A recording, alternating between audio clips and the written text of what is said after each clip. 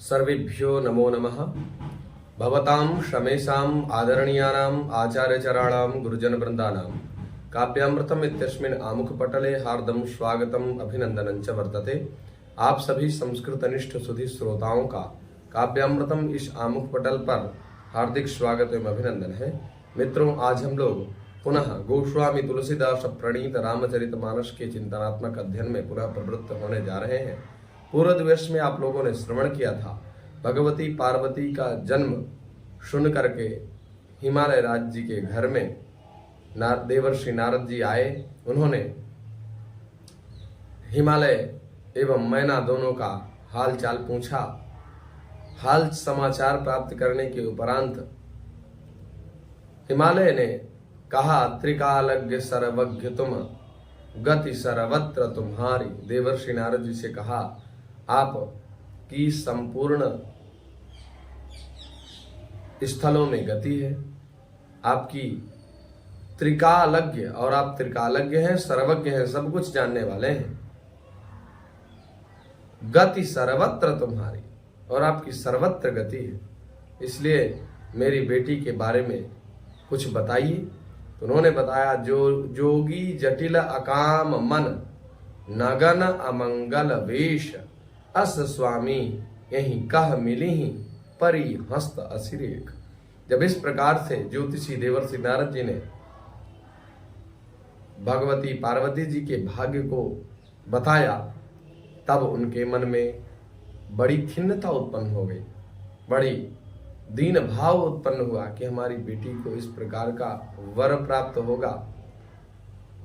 मित्रों, उसी क्रम में हम लोग श्रवण कर रहे थे, कहा मुनीस हिमवंत सुनो, कहा मुनीस हिमवंत सुनो, जो विधि लिखा लीलार, देव दनुज नर नाग मुनि, को न मेटन हार। जो विधाता ने आपके ललाट पट्ट पर लिख दिया है, उसको कोई भी मिटाने वाला नहीं है। इसी बात का समर्थन करते हुए भर्तृहरि जी कहते हैं, यद्धात्रा निज भाल पट्ट लिखितम, स्तोकम महद्वाधनम, तत्प्राप्नोति मरुस्थलेऽपि नितरां, मेरौ ततो नाधिकम्। तद्धीरो भव वित्तवस्तु कृपणां, वृत्तिमद्वृथामाकृथाः, कूपे पश्य पयोनिधावपि घटो, गृह्णाति तुल्यं जलम्। अर्थात जो विधाता ने आपके ललाट पट्ट में लिख दिया है, वही आपको प्राप्त होगा। यद्धात्रा निज भाल पट्ट लिखितम, स्तोकम तुक्षम महत्तरम। जो आपके ललाट पट्ट पर तुक्ष चीजें लिख दी, वस्तु निस्सारता का, आप वस्तु के सार को ग्रहण नहीं करेंगे तो नहीं ही करेंगे। कहने का अभिप्राय, जो विधाता न्यूनता लिख दिया या महत्तरता लिख दिया, वो दोनों आपको मिलेंगे जो विधाता ने लिख दिया। जैसे मान लीजिए, हम आजकल लोग धन के पीछे बहुत भागते हैं, तो जो विधाता ने धन आपको प्राप्त होना लिख दिया है, आप चाहे मरुस्थल में चले जाइए, रेगिस्तान में, तो भी आपको प्राप्त हो जाएगा।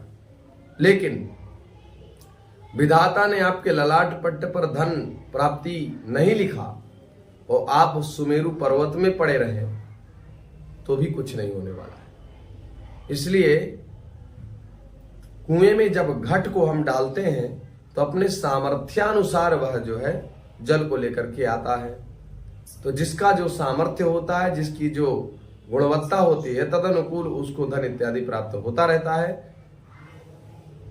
इसी पक्ष को पुष्ट करते हुए विष्णु शर्मा भी कहते हैं, सही गगन बिहारी कलम सध्वंसकारी, दश शतकर धारी ज्योतिषाम मध्यचारी, विधिरपि विधियोगात् गृह्यते राहुणासौ, लिखितमपि ललाटे प्रोज्झितुम कह समर्थः। अर्थात सही गगन बिहारी। सह चंद्रमा, सह वह चंद्रमा, गगन बिहारी, गगन माने आकाश में, बिहारी माने रमण करने वाला, आकाश में परिभ्रमण करने वाला। गगन बिहारी कलमशध्वंसकारी, ये जो तम रूपी कलमश है, इस कलमश को दूर करने वाला है। 10 शत करधारी, 10,000 तारा किरणों के बीच में रहने वाला है। और ज्योतिषाम मध्यचारी, ज्योतिषी जिसके बिना कुछ विचार ही नहीं कर सकते। विधिरपि विधि योगात्, विधि का ऐसा विधान है कि गृह्यते राहुणासौ, उस चंद्रमा को भी राहु ग्रस लेता है, जो इतना बलिष्ठ है। तो लिखितम अपि ललाटे प्रोज्झितुम कह समर्था, प्रोज्झितुम कह समर्था। हमारे ललाट पट्ट पर जो लिखा है वो मिलेगा ही, वो चाहे अच्छा हो चाहे बुरा। इसलिए बिल्कुल सकारात्मक दृष्टि से भगवान के चरणों का आश्रय लेना चाहिए। मित्रों, उसी पक्ष को पुष्ट करते हुए नारद जी कह रहे हैं, देव दनुज नर नाग मुनि को न मीठन हार, कोई नहीं मिटा सकता। तदपि कहूं मैं एक उपाय, होई करे जो दैव सहारी। जस बरु मैं बरन्यौ तुम पानी, मिली ही उमही तस संशय नाहीं। जो भी मैं उपाय बताता हूं, जो भी मैंने दोष बताए, जो तो भी उसका एक उपाय है, एक निदान है। क्या? हो ये करे जो दैव सहायी। यदि भगवान सहायता करे तो निश्चित रूप से वह सिद्ध हो सकता है। जस बर बरन्यौ मैं तुम पानी, जसु बरु मैं बरन्यौ तुम पानी, मिली उमही तस संशय नाहीं। जिस प्रकार से वर के स्वरूप का निरूपण मैंने किया है, उस प्रकार का वर इनको मिलेगा ही, इसमें कोई संशय नहीं है। जे जे बर के दोष बखाने, ते सब शिव पही मैं अनुमाने। जो विवाहु शंकर सन भोजी, दोषों गुण सम कह सब कोई। जो जो मैंने बर के दोष बखाने हैं, वो सारे दोष भगवान भोलेनाथ जी के पास है। जो गुण मैंने बताए हैं, वो सारे गुण कि जोगी होगा, योगी होगा, तो महाराज भोलेनाथ जी की समाधि लाखों वर्ष तक चलने वाली है। जटिल अर्थात जो जटाधारी हैं, अकाम जो निष्काम है, मन हृदय जिसका हृदय कामना से रहित है। हम संसारियों का मन कामना संयुक्त है, संपृक्त है, लेकिन भगवान भोलेनाथ जी के मन में कोई काम नहीं। कामना है यही बस मेरे राम जी, केवल एक ही कामना है, सत हरि भजन जगत सब। केवल जागरूक है भोलेनाथ, बहुत जागरूक। केवल सत्य, अगर सत्य है तो हरि भजन और जगत सब सपना। ये संसार पूरा स्वप्नवत है, इसलिए संसार के मोह मायादिक क्षेत्रों में नहीं पड़ना चाहिए, ये भोलेनाथ संकेत करते हैं। तो जो कुछ भी मैंने गुण और दोष बताए वो सारे शंकर जी में प्राप्त होते हैं। और अगर जो विवाह शंकर सम होई, अगर भगवान भोलेनाथ जी के साथ इनका विवाह हो जाता है, दोषहु गुण सम कह सब कोई। दोष भी गुण में प्रत्यावर्तित हो जाते हैं, दोषों को भी सब लोग गुणों के समान कहेंगे। जैसे द्वितीया चतुर्थी का चंद्रमा देखना भी नहीं चाहिए, लेकिन वही भोलेनाथ जी के दिव्य मस्तक पर जब वह शिरोभूषण बन करके सुशोभायमान होता है तो कोई दोष नहीं। ये भगवान भोलेनाथ जी की अद्भुत कृपा है। जाओ वहीं से ज सजन हरि करही, बुध कछु तिन कर दोष न धरही, भानु कृशानु सर्वरस खाही, तिनका मंद करत को नाही। जैसे विष्णु भगवान शेषनाग की सैया पर सोते हैं तो भी पंडित लोग उनमें दोष नहीं बताते। बुध का च्युतिन कर दोष न धरही।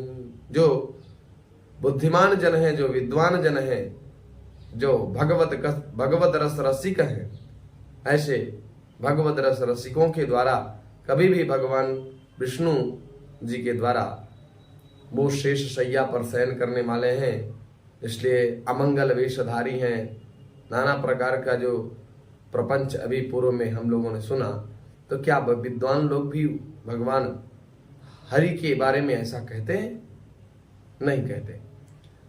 तो भानु कृशानु सर्वरस खाही, भगवान सूर्य और कृशानु अर्थात अग्निदेव सर्वरस खाही, अच्छे हों या बुरे हों सबका भक्षण करते हैं।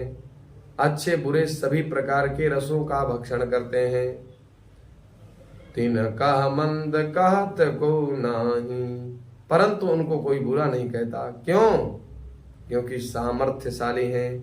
शुभ अरु अशुभ सलिल सब बहई, सुर शरी को अपुनीत न कहई। क्या गंगा जी में जो नदियों में जल पहुंचता है वो छोटे छोटे स्रोतों से नदियों में मिलता है, नदियों का जल समुद्र में मिल जाता है। तो जो गंगा जल है वो ये हम कह सकते हैं कि सब पवित्र पवित्र है। जो जल गंगा जी में है सब कुछ पवित्र ही रखा है उसमें। हमारी धारणा अच्छी है, हम सकारात्मक सोच रखते हैं, इसलिए भाव जगत की प्रधानता होने पर हम लोग उस जल को अमृत की समान मानते हैं। और अगर विचार किया जाए तो क्या छोटी छोटी नदियों का जल उसमें मिश्रित नहीं होता होगा? तो क्या वो जल परम पवित्र ही होता होगा? विचार करिए। तो ये सकारात्मक पक्ष को रख करके, लेकिन उसमें अच्छा जल भी मिल जाता है। और जैसे यमुना जी है, गंगा यमुना सरस्वती तीनों का संगम है, तो वहां पर जो यमुना जी देखिए, कानपुर में देखिए कितनी दूषित है यमुना जी महारानी। कानपुर में गंगा जी, तो गंगा महारानी देखिए कितना जो है दूषित हो रही है। फैक्ट्री एरिया है, वहां पर नाना प्रकार का व्यापार है, जिसके चलते वहां जल प्रदूषण हो रहा है। तो क्या बिल्कुल निर्मल जल की धारा बह रही है? लेकिन हम लोग करते क्या हैं? भगवती भागीरथी के जल को परम पुनीत एवं पवित्र मानते हैं। क्योंकि कानपुर औद्योगिक क्षेत्र है, इसलिए वहां पर थोड़ी जल प्रदूषण बहुत है। तो मित्रों, मैं कहना ये चाहता हूं, वहां से जो जल धारा निकलती है तो क्या वो परम पवित्र होती होगी? लेकिन हम उसमें दोष नहीं देखते। उसी पक्ष को पुष्ट करते हुए कहते हैं कि गंगा जी में भी शुभ और अशुभ सभी प्रकार का जल रहता है, पर कोई उसको अपवित्र नहीं कहता। सूर्य, अग्नि और गंगा जी की भांति जो समर्थशाली व्यक्ति होते हैं, उनका जो है जो गुण भी दोष भी हो वो गुणवत हो जाता है। जैसे गंगा जी में जल एवं अग्नि संपूर्ण प्रकार के रसों का भक्षण करता है, सूर्य संपूर्ण प्रकार की पदार्थों का भक्षण करता है, उसी प्रकार से भगवान भोलेनाथ जी सिद्ध योगी हैं, समर्थवान हैं। तो उनपे भी जो दोष हैं वो उनके दोष नहीं है, क्योंकि वे योगी हैं। योग बल से संपूर्ण दोष स्वतः विनष्ट हो जाते हैं। तो जो असहिसी सा करही नर जड़ विवेक अभिमान परहि कलप भरी नरक महू जीव की ईश समान। यदि मूर्ख मनुष्य ज्ञान के अभिमान से जो असहिस सा करहि नर, जो नर इस प्रकार की हिंसा करते हैं, जड़ विवेक अभिमान, जड़ बुद्धि और विवेक रहित जो लोग हैं, अभिमानी जो लोग हैं, जो इस प्रकार की हिंसा करते हैं, भगवान सूर्य देव, भगवान अग्निदेव, भगवती भागीरथी में संदेह करते हैं, कहते हैं परहि कल्प भरि नरक महू जीव की ईश समान। वो कल्प भर जो है नरक में पड़े रहते हैं। इसलिए भगवान भोलेनाथ जी के जो मैंने कुछ भगवती पार्वती जी के हाथ में जो रेखाएं थी, उन रेखाओं के अनुसार मैंने भगवती पार्वती जी का भाग्य बताया। तो इसमें भगवान भोलेनाथ जी के जो मैंने गुण बताए सब भोलेनाथ जी से मिलते हैं। इसलिए आप परेशान न होइए।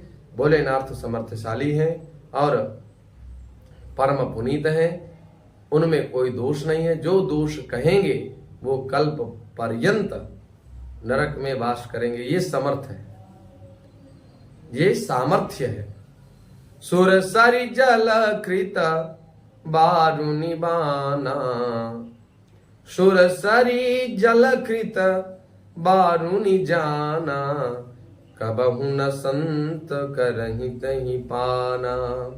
सुर सरि मिले सो पावन जैसे, ईश्वनी सही अंतर तैसे।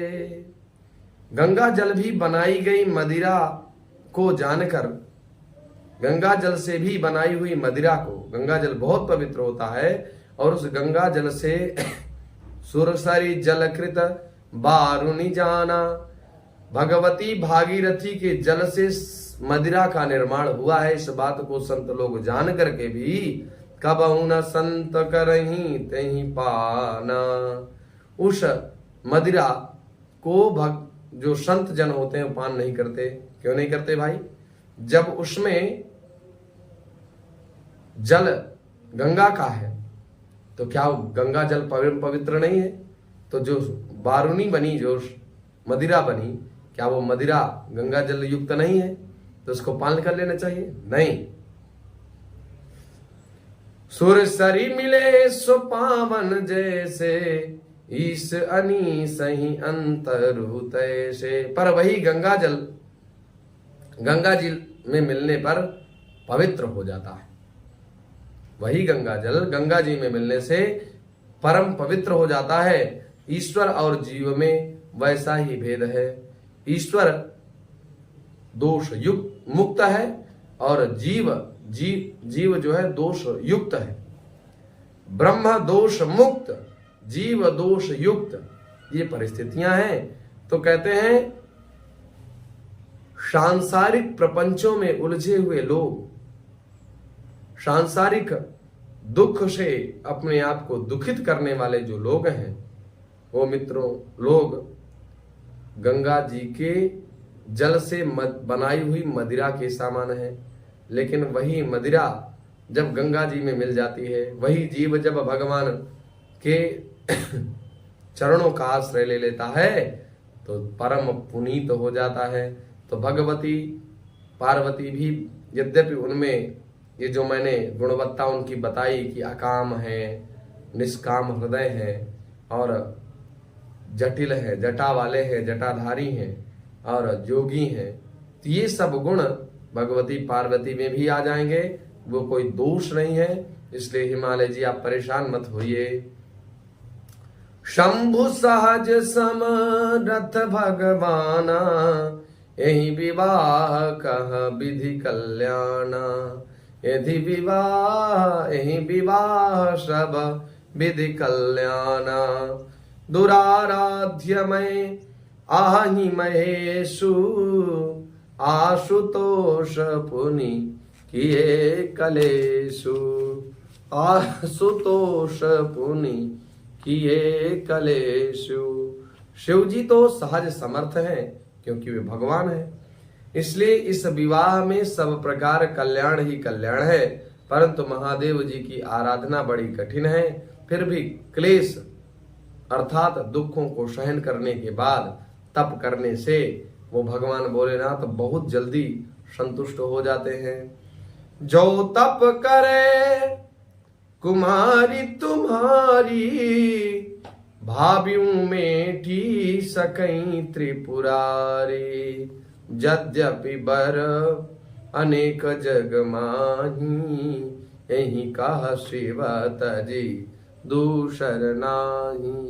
अगर भगवती पार्वती जी भगवान भोलेनाथ जी के लिए तप करें, पति स्वरूप प्राप्त करने के लिए भगवती पार्वती जी अगर तप करें, तपस्या करें, तो भावी हूं मेट सकहीं त्रिपुरारी, तो होने वाली होनहार को भी भगवान भोलेनाथ मिटा सकते हैं। इस संसार में बहुत सारे वर हैं, लेकिन इस कन्या के जीवन में केवल एक ही वर है, वो है केवल महादेव जी भोलेनाथ। वरदायक प्रणतारति भंजन, कृपा सिंधु सेवक मनरंजन। इच्छित फल बिनु शिव अवराधे, इच्छित फल बिनु शिव अवराधे।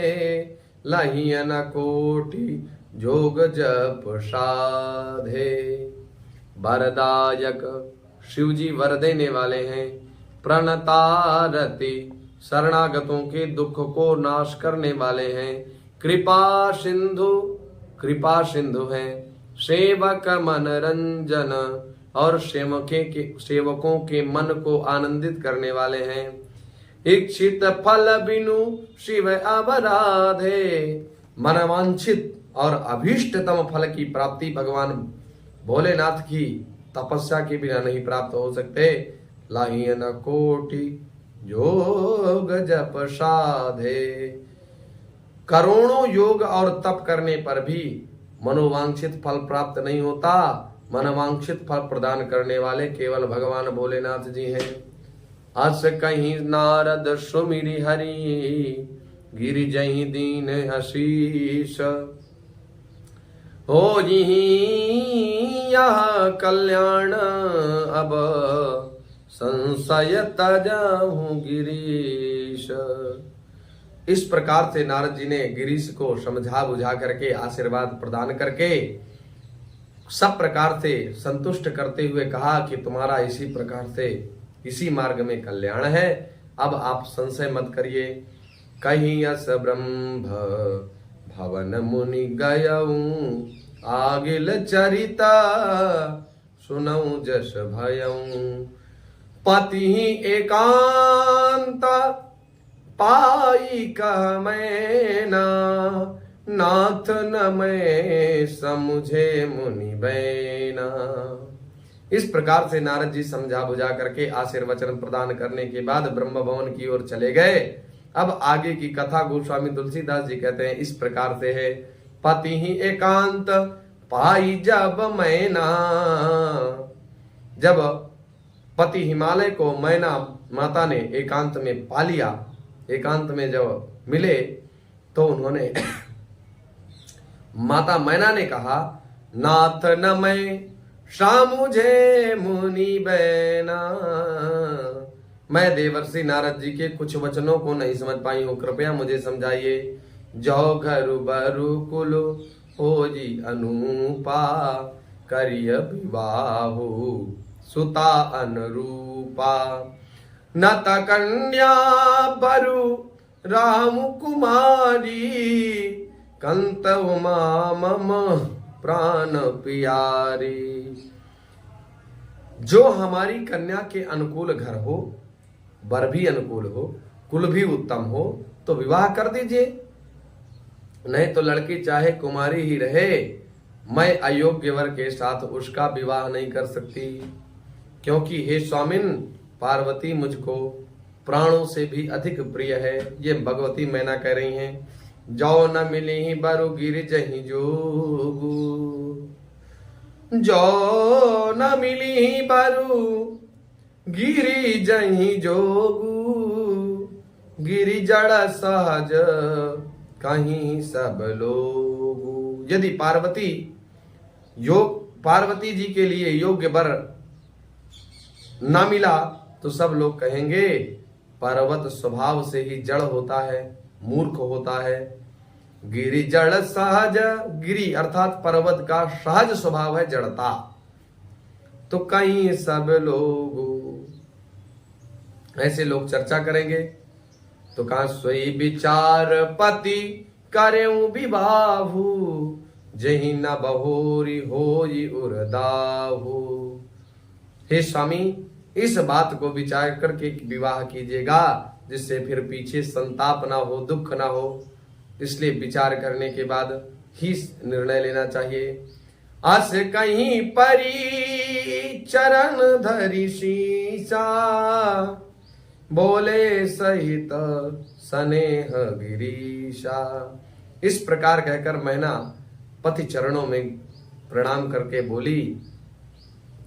तब आगे हिमवान जी उनके विनय पूर्ण आचरण से बड़े प्रसन्न हुए और स्नेह पूर्वक बोले, बरु पावक प्रगटे शशि माही, नारद वचनु अन्यथा नाही। चंद्रमा का स्वभाव होता है शीतलता प्रदान करना। तो चंद्रमा अपने सहज स्वभाव को छोड़ करके अग्निपात करने लगे, वो संभव है। लेकिन देवर से नारद जी का वाक्य है, वो कभी मूर्छा नहीं हो सकता। ये मुझे विश्वास है। प्रिया सोच परिहरहु सबु, सुमिरहु श्री भगवान। पार्वती निर्मयऊ जही, सोई करी है कल्याण, सोई करी कल्याण। हे भगवती मैना, अब आप संपूर्ण प्रकार के चिंतनों को भूल जाओ। अब संपूर्ण बागडोर भगवान के चरणों में समर्पित कर दो। जिन्होंने पार्वती जी का बनाया वही इनके विवाह की भी व्यवस्था किए होंगे। अजय मित्रों, बात सत्य है। आयु कर्म च वित्तंचा, विद्या निधनमेव चा। आप कितने साल तक जिएंगे, कैसे कैसे कर्म करेंगे, सत्कर्म करेंगे, कुकर्म करेंगे, पापाचार, भ्रष्टाचार, अनाचार या आचार क्या करेंगे, ये भी विधाता के द्वारा निश्चित हो जाता है। और इसी पक्ष को पुष्ट करते हुए कहते हैं, अर्थात आपका चरित्र कैसा होगा। आयु कर्म च वित्तंचा, विद्या निधनमेव चा। कितना आप विद्या का अर्जन करेंगे, ज्ञानार्जन कितना कर पाएंगे। और निधनमेव चा, आपका निधन कब होगा। ये सारी बातें विधाता ब्रह्मा जी के द्वारा लिख दी जाती हैं। तो मित्रों, इस प्रकार से भगवती मैना जी को भगवान शंभु के साथ पाणी ग्रहण संस्कार जो भगवती पार्वती जी का होना है, जो नारद जी ने संकेत किया, इस विषय को लेकर के जो संशय है मैना जी के मन में, उस संशय को दूर करने का प्रयास हिमवान जी के द्वारा किया जा रहा है। भगवान के प्रति संशय न करते हुए सारी बागडोर भगवान के चरणों में समर्पित कर देना चाहिए, ऐसा हिमालय राज जी का कहना है। तो अब सौंप दिया इस जीवन का सब भार तुम्हारे चरणों में। अब सौंप दिया इस जीवन का सब भार तुम्हारे चरणों में। इसी आशा के साथ पुनः आप सभी लोगों को पुनः हार्दिक धन्यवाद।